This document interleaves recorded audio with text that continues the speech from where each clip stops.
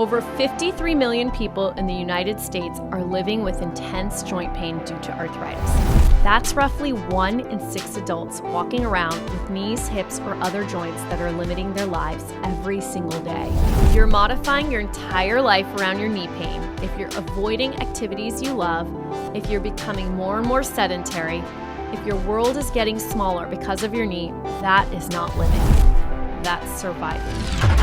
Many of my patients come to me believing that their knee pain will just improve on its own. The bottom line is knee replacement can be life-changing for the right person at the right time. But it's not the only path to pain-free active lifestyle. Today, we're tackling one of the most common questions I hear in my practice after discussing arthritis in the knee. Do I need a knee replacement? It's a question that can feel overwhelming, and honestly, it's something you really should be thinking hard about. We're talking about a major decision that affects how you move through the world for the rest of your life. But here's what I want you to know right from the start. Knee replacement isn't your only option, and it's definitely not the first option. Today, I'm going to walk you through exactly how to know if you're ready for surgery, what alternatives exist, and how to make the decision that's right for your body and your life. Let me start with some numbers that might surprise you. Over 53 million people in the United States are living with intense joint pain due to arthritis. That's roughly 1 in 6 adults walking around with knees, hips, or other joints that are limiting their lives every single day. But here's what's really striking.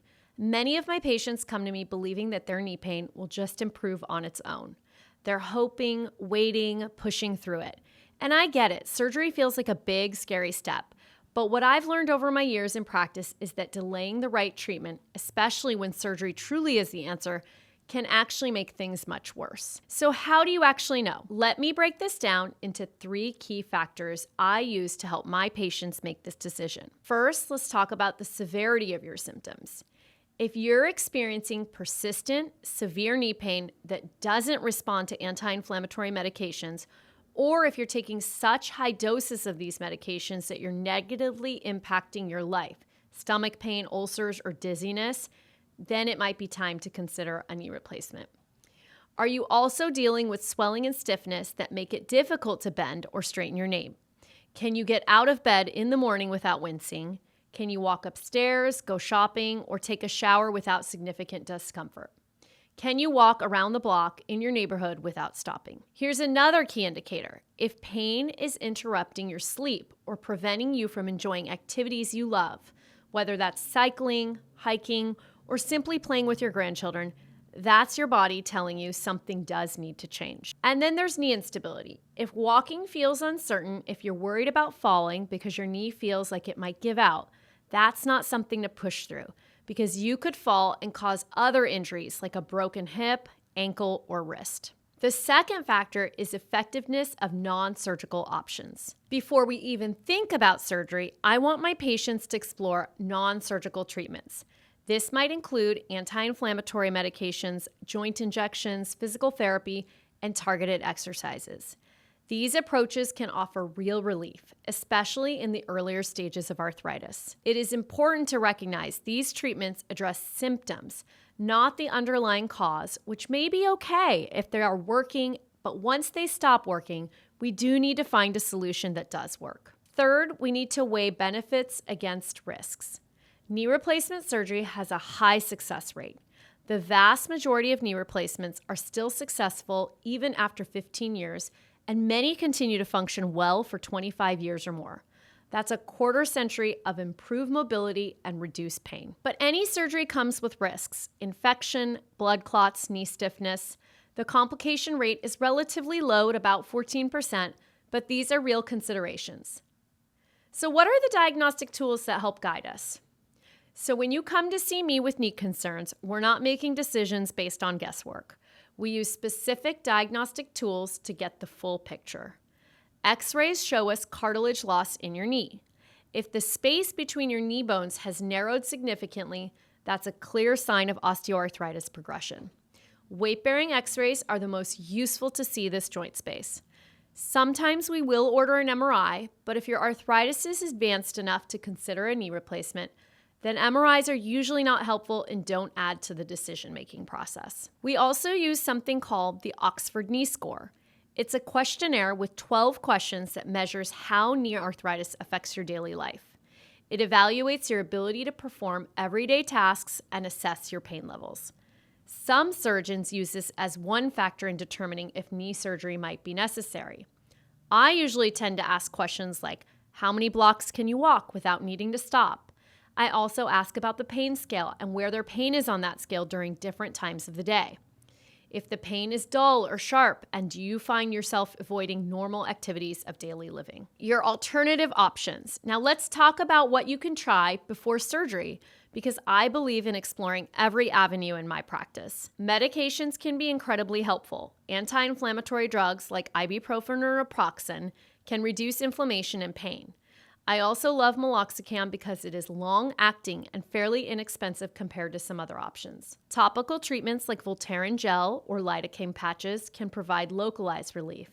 Just remember, if you're older or have stomach or kidney issues, you'll want to discuss these options with your primary care physician. Braces can be game changers for some people. Unloader braces take pressure off the damaged portion of the knee, while support braces provide overall stability and compression. I've seen patients find significant relief with the right brace.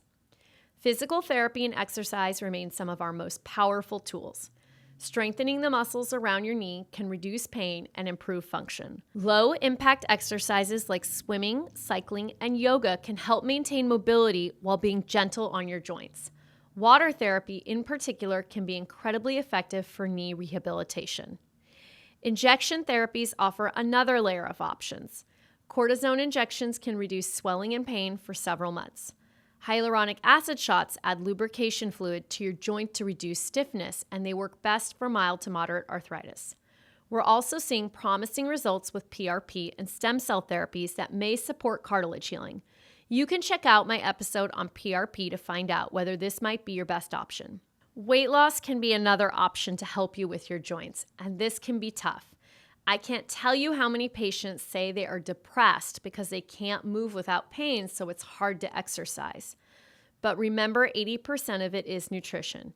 Every single pound of excess weight adds 4 to 6 pounds of extra pressure on your knee joints.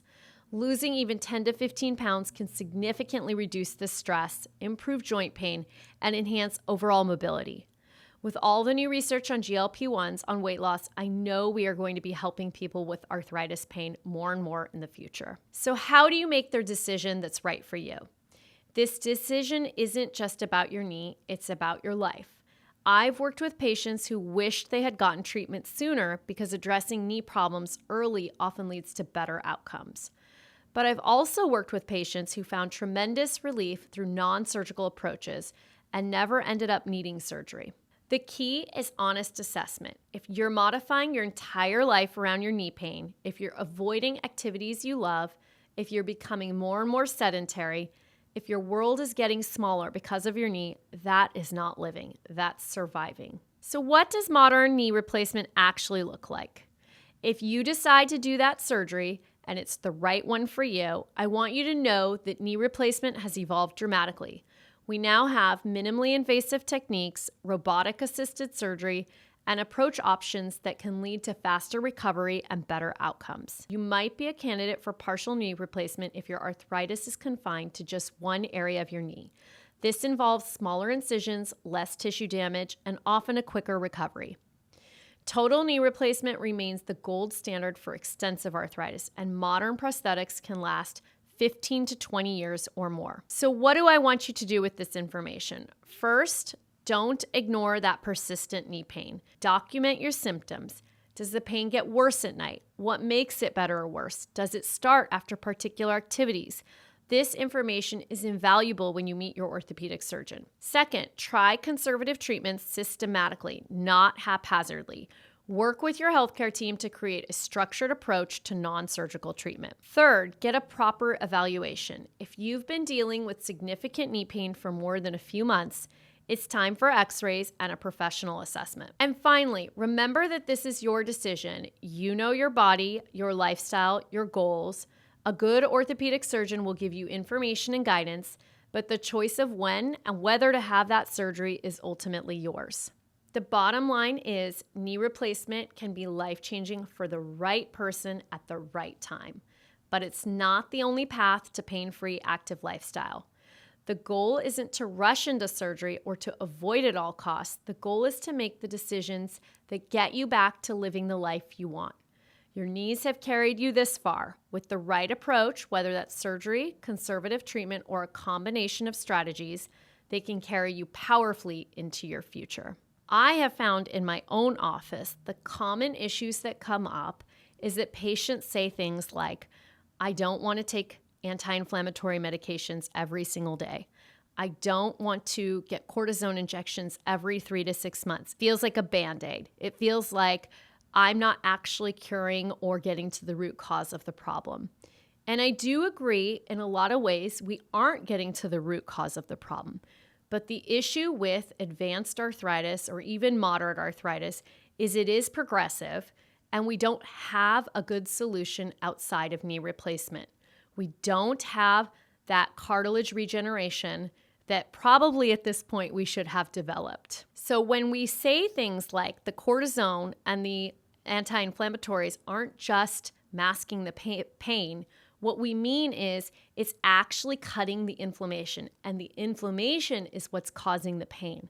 So we aren't just covering things up, we're actually getting to the root cause of the inflammation that is caused by the arthritis in your joint. The other thing that I get asked is, well, I don't want to try all of those things. Why can't I just do a knee replacement right now? Knee replacement has a longevity to it. It's usually about 15 to 20 years. Sometimes what happens is if you're younger, you'll actually wear that joint out faster. We're now seeing 50 and 60-year-olds that are super active. They are running triathlons, they are cycling, they are hiking. And if you put in a knee replacement too early, you're likely going to need a revision knee replacement. Whereas if you wait until you're a little bit older, that knee replacement is likely to outlast you. Knee replacements tend to do well, but there are some instances where we can do that perfect surgery and still patients feel some sort of pain, stiffness. It's different than that arthritic pain and stiffness, but it's not a native joint. It is metal and plastic, and so it does feel differently.